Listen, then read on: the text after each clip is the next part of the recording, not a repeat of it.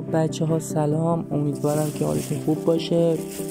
دیروز که میخواستم موتورم رو بردارم یه دوری باش بزنم، تازه یادم اومد که قرار بود روغنش رو عوض کنم و هنوز براش تعویض روغن رو انجام نداده بودم. بنابراین این ابتدا موتور رو روشن کردم تا که مقدار روغن داخلش گرم بشه و آماده بشه برای تعویض روغن.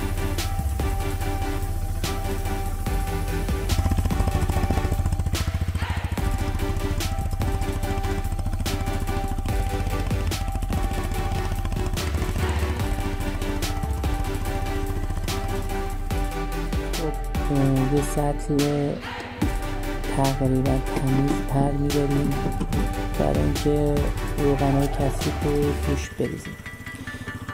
منتها این سطل یه مقدار آشغال توش بود، به خاطر همین من اول کاملا تمیزش کردم و بعد گذاشتمش زیر موتور برای تخلیه روغن. خب بهتره که سطل رو تمیز کنیم، چون که قرار روغنی که کار کرده هست رو توش ریخته بشه و ما نگاه کنیم بعد اون که آیا براده آهن خاصی یا مسئله خاصی وجود داره توی روغن موتور یا نه، که اگه اشکال جدی وجود داره توی انجین موتور زودتر متوجه بشیم و تعمیرات رو انجام بدیم برای ما. بعد از اینکه ظرف رو تمیز کردم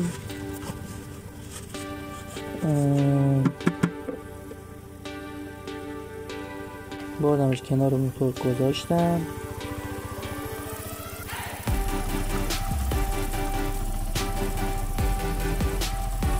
و نگاه کردم که بعد از تقریبا چند دقیقه آیا موتور داغ شده یا نه، که هنوز یه مقداری بیشتر نیاز بود که کار بکنه برجا.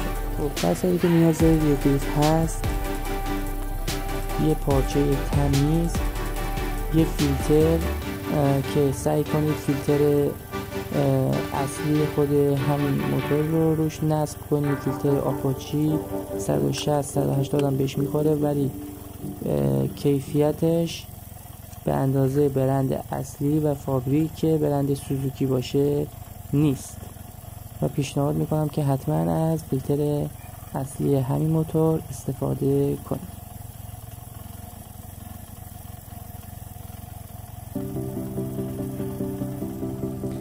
اما بعد از فیلتر میرسیم به روغن موتور. حتما توصیه بهتون میکنم که روغنی بریزید با گرانروی 1050 MA2 و SM. که میبینید این روغن موتور مناسب اسکوتر نیست.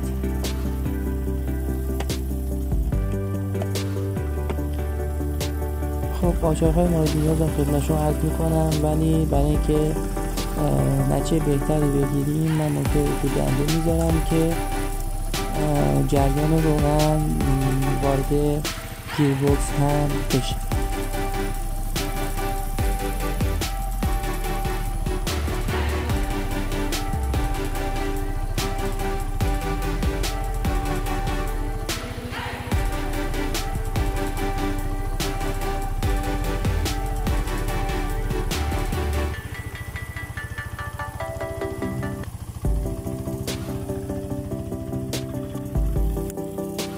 خب بعد تقریبا 4-5 دقیقه‌ای که موتور در جا روشن بود، پوست انجین به مقدار لازم گرم شده بود و چند دقیقه دیگه صبر کردم و تو این مدت آچارها رو به شما بگم. برای باز کردن پیش تخلیه نیاز دارید به، اینجا دارم اشتباه آچار رو جا میزنم، اصلا به هیچ عنوان. جدی میفرمایی؟ بله نیاز دارید به یه بوکس 14، چون یه پیچ 14 داره، حتما با بوکس بازش کنید تا پیچش خورده نشه که اصلا پیچ و ماره های این موتور به راحتی گیر نمیاد.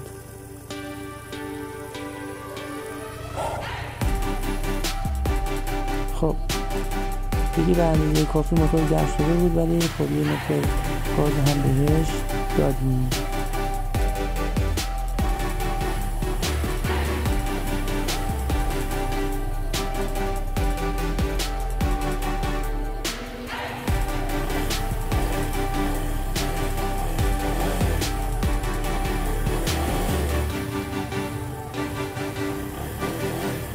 خب یکی از مشخصه های رسیدن زمان تعویض همین صدای موتور هست. بعد از تعویض روغن هم صدا رو میذارم براتون که مشاهده میکنید خیلی نرمتر و روونتره و صدای بهتری داره موتور. خب میریم سراغ باز کردن پیچ تخلیه انجین که اینجا هست. اول یه مقدار با پارچه تمیز میکنیم اون ناحیه رو که گرد و غبارها و خاکاش از بین بره. تقریبا این موتور 1 لیتر روغن میگیره. یه مقدار پیچش ابتدا سخت باز میشه ولی بعدش دیگه راحت با دست میتونید بازش کنید. جهت باز کردنش هم به این سمتی که میبینید برعکس عقربه های ساعت.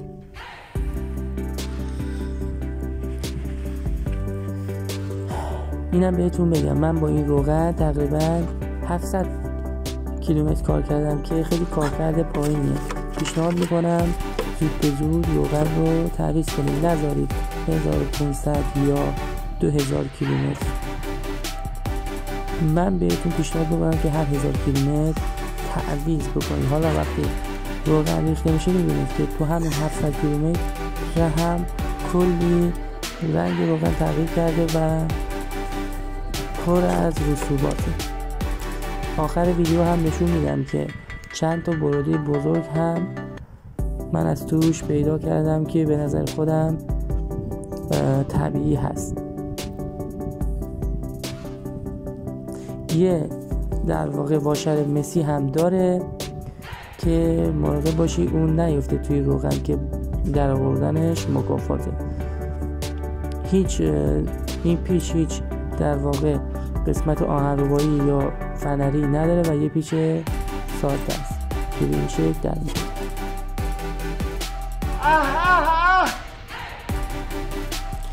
خب اینم روغنش که تقریبا 950 تا 1 لیتر روغن میگیره. بعد از 700 کیلومتر اینقدر سیاه شده. روغنی که من میریزم به در واقع بعد از این کار کرد من ندیدم تا حالا کم کنه. روغنی هست که کم نمیکنه، ولی پیشنهاد میکنم چون روغن ایرانی هست با اینکه تمام استانداردهای لازم رو داره، ولی بهتون پیشنهاد میکنم که زودتر از روغن‌های دیگه تعویض کنید که خدای نکرده اشکال پیش نیاد.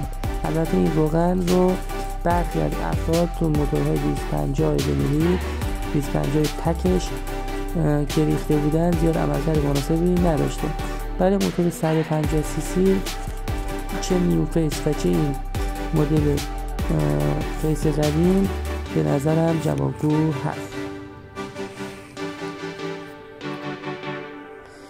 خب مرحله بعد 3 تا پیچ هست که پیچ‌های فیلتر هست که آچار در واقع 10 شماره 10 میخوره. حتما با آچار بوکس باز کنید این پیچا رو، چون آچار تخت اصلا جا نمیره و ممکنه که اون پوسته در واقع نگهدارنده فیلتر رو آسیب بزنیم بهش و یا حتی بشکنیدش. یه پارچه هم حتما بالا این فلاپ بذارید تا وقتی روغن ریخته میشه روی اگزوز نریزه که تمیز کردنش واقعا سخته. خب مشاهده میکنید که روغن چقدر سیاه شده تازه بعد 700 کیلومتر. سعی کنید که زود به زود عوض کنید، چون این روغن نه تنها داخل انجین هست بلکه تو موتورسیکلت داخل گیربکس و جبرنده ی موتور هم در حال گردشه و روانکاری خنکسازی اونجا رو هم بر عهده داره و هیچ وقت داخل موتورسیکلت از روغن ماشین استفاده نکنید. حتما از روغن مخصوص موتورسیکلت با گرانروی مناسب و استانداردهای لازم استفاده کنید. این پیچ‌های فیلتر هم دقیقاً مثل پیچ تخلیه برعکس یا معکوس ساعتگرد باز میشن. سعی کنید پیچ‌ها رو سفت نبندید و بهتره برای اینکه مطمئن بشید سفت نبستین اگه ترکمت ندارین انتهای جغجغه یا آچارتون رو بگیرید که زیاد نتونین به در واقع پیچ‌ها فشار بدید، چون اگه فشار زیادی بیارید ممکنه که اون پوسته بشکنه. این درب ورود روغن رو من باز نکرده بودم، بهتره همون ابتدا بازش کنید، ولی خب بازش نکنید بازم روغن خارج میشه، زیاد مشکل خاصی نداره. اینجا میخواستم اینو به شما نشون بدم صفحه کلاجش دقیقاً عملکردش از اینجا مشخصه. وقتی کلاج رو میگیرم صفحه در حد چند میلیمتر تکون میخوره. خب بعد از اینکه با آچار یه مقدار پیچ‌ها رو شل کردین دیگه ادامهش رو میتونیم با دست پیچ‌های درب فیلتر رو باز کنید به این ترتیب. بعد از اینکه پیچ‌ها رو باز کردیم به این ترتیبی که میبینید روغن میریزه و اگه البته با پارچه بازم یه مقدار No God please no no پیچمونم افتاد داخل روغن که بعدا درش میاریم، مهم نیست. خب اینجا پوسته در واقع فیلتر رو میبینید، خود این فیلتر هست که به راحتی هم در نمیاد. این واشر هم خیلی مهمه، میبینید که کاملا آب بندی کرده اون واشر و اون طرفش اصلا روغنی نیست. با یه جسم نوک‌تیزی فیلتر رو در میاریم. فیلتر میبینید که همون مدلی هست که من تازه میخوام بزنم و خیلی فیلتر خوبی هست و زیاد هم کثیف نشد. یه مقداری روغن توی این قسمت ریخته که میتونید با پارچه کامل اینجا رو تمیز کنید که فیلتر جدید رو بعد ما نصب کنید. کامل این قسمت رو تمیز کنید با پارچه تمیز.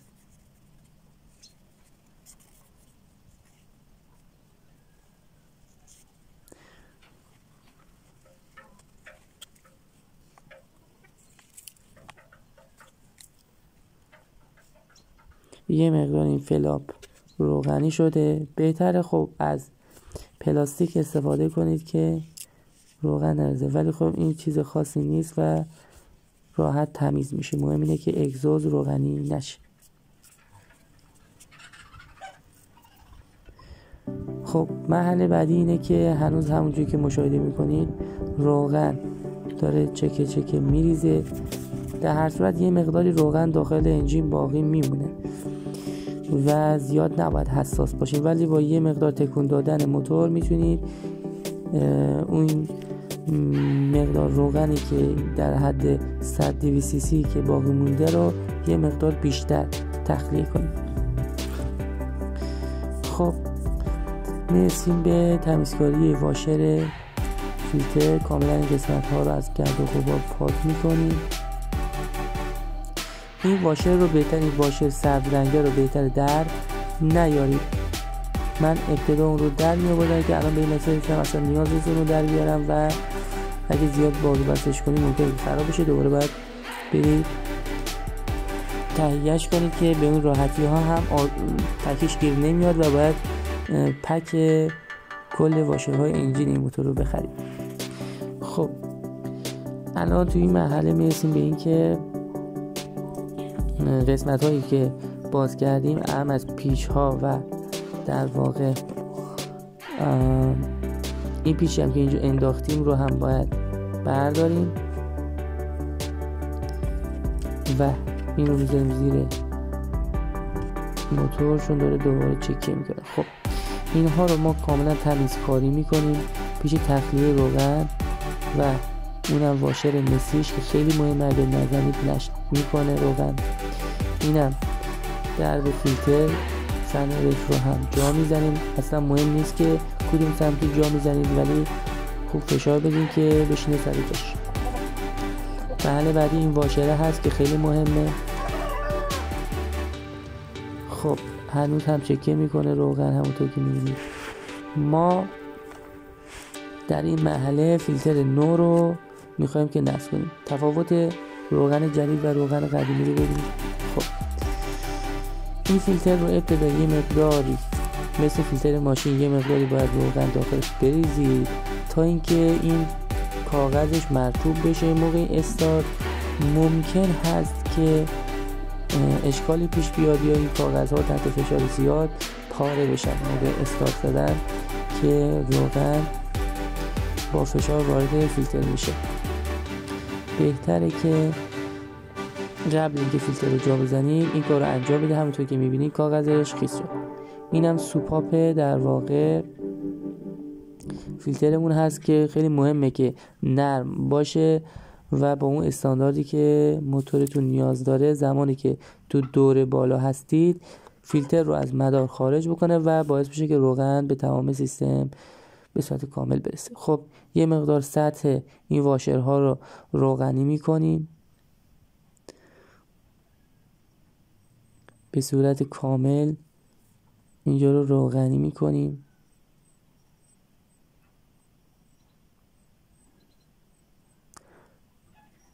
بعد از اینکه درب فیلتر رو روغنی کردیم یه مقدار هم قسمت پوسته انجین همون قسمت رو و واشر آبندی رو روغن کاری میکنیم تا خوردگی ایجاد نشه و بعد به صورتی که آرم TNT صاف باشه برعکس نباشه این پوسته در واقع فیلتر رو جا میزنیم به این ترتیب. واشر هم حواستون باشه که سر جاش باشه به اضافه اون فنره که خیلی مهمه و فیلتر رو سر جاش نگه میداره. خب پیش ها رو به این ترتیب ابتدا با دست در جای خودشون قرار میدین، یه مقدار میبندیشون و بعد از این که با دست یه مقداری سفتشون کردیم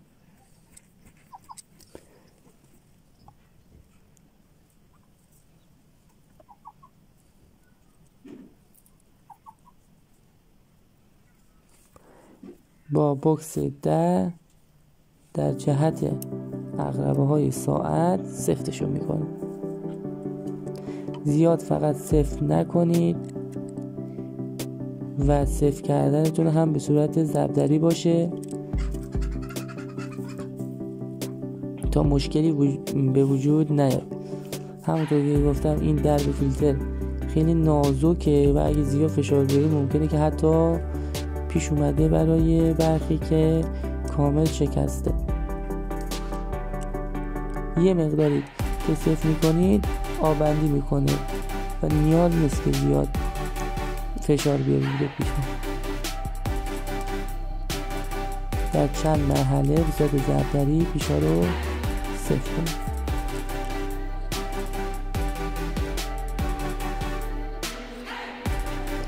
خب بعد اینکه این کارم تموم شد دیگه نوبت این رسیده که پیش تخلیه رو ببندیم.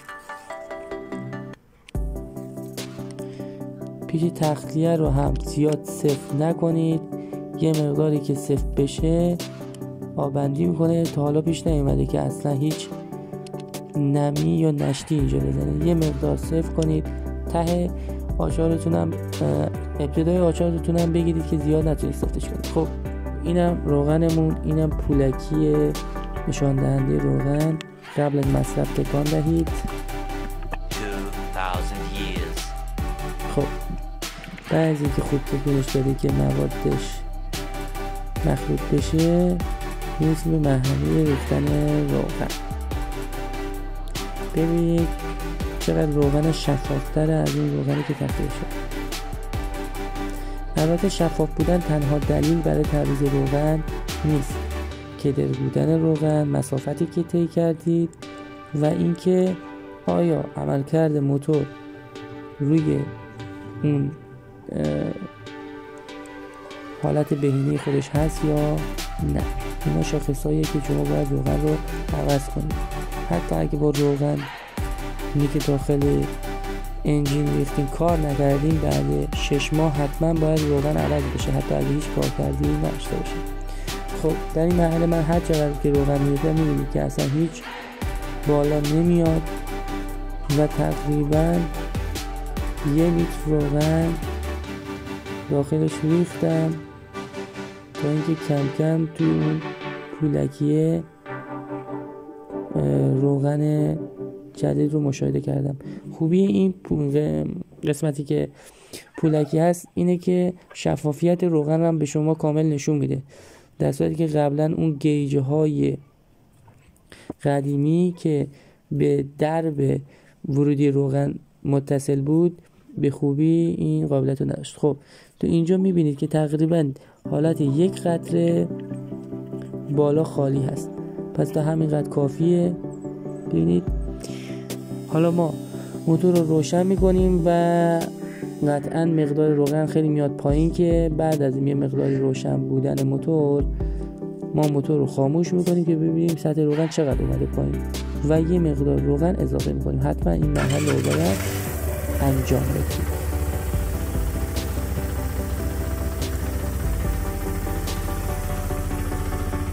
شما دیدید که من در این مرحله کامل روغن رو تقریبا پر کردم، ولی بعدش دوباره میبینید که بهش روغن تقریبا شاید 200-300 cc اضافه میکنم، چون روغنش رو کم کرده بود. روغن در تمام قسمت ها میره. اینجا هم چک میکنیم که هیچ مشتی نشته باشه.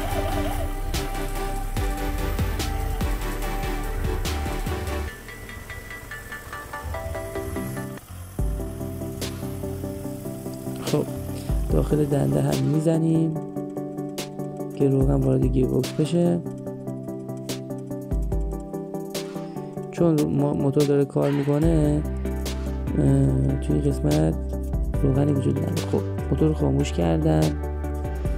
بعد اینکه موتور رو خاموش کردم موتور رو صاف میکنم و میبینید که هر کاری میکنم چقدر سطح روغن بالاتر نمیاد بعد از گذشته مدت ها و مجبور میشم که یه مقدار روغن بهش اضافه کنم چون سطح روغن پایین بود.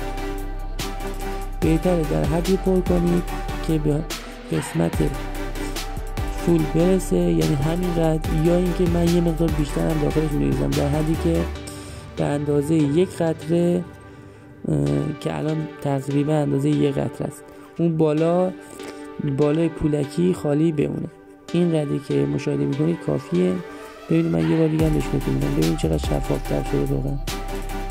الان موتور کاملا صافه و این قدری که میبینید اندازه 1 قطره خالی بود. خب برسیم به براده هایی که تو روغن بود. این روغن قدیمی بعد از اینکه من کاملا تخلیه‌اش کردم تو این قسمت دیدم که چند تا براده بزرگ توی روغن بود. این تو این قسمت به شما نشون میدم. خب اگه تا اینجا ویدیو همراه ما بودید حتما کانال رو ساب داشته باشید و موفق و پیروز باشید.